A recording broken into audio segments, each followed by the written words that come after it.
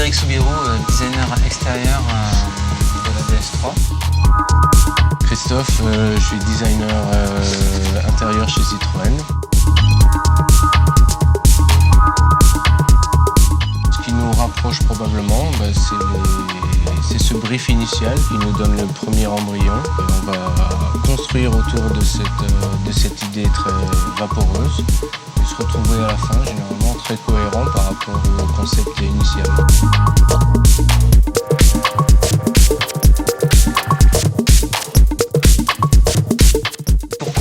Pour avoir une petite idée de ce que serait la voiture, moi à chaque fois déjà je dessine un tout petit pour avoir juste les idées principales de la voiture.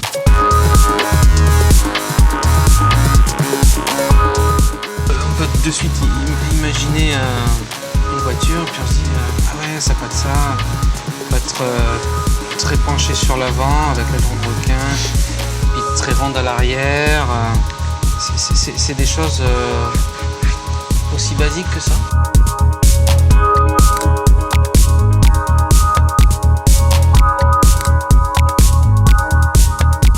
Plus le projet avance, plus ça se précise dans la tête déjà, et plus le croquis grandit aussi. On met plus de détails, on apporte des soins particuliers à certains passages de forme, etc.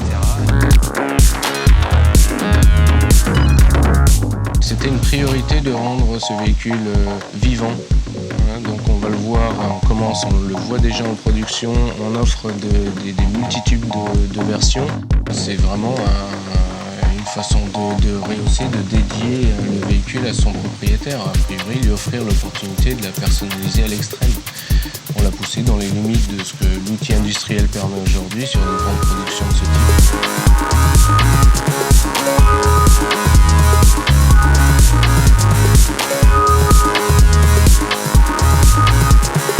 L'occasion de ce concours va nous confirmer en tout cas que ce véhicule va prendre différentes formes, va intégrer différents univers, va être à la fois chic, décalé, branché.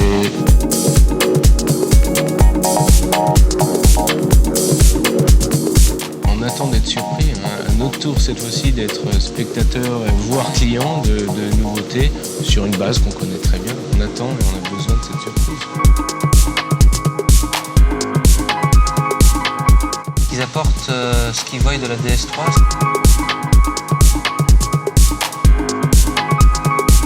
Je ne donnerai aucune limite en tout cas. On a créé une voiture qui pourrait être blanche et prête à être typée, décorée, remodelée, altérée.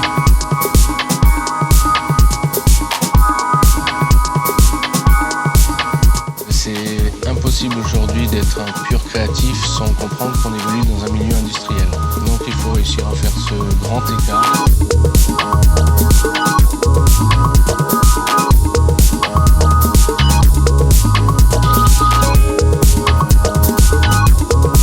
Voilà, surprise, on est très curieux.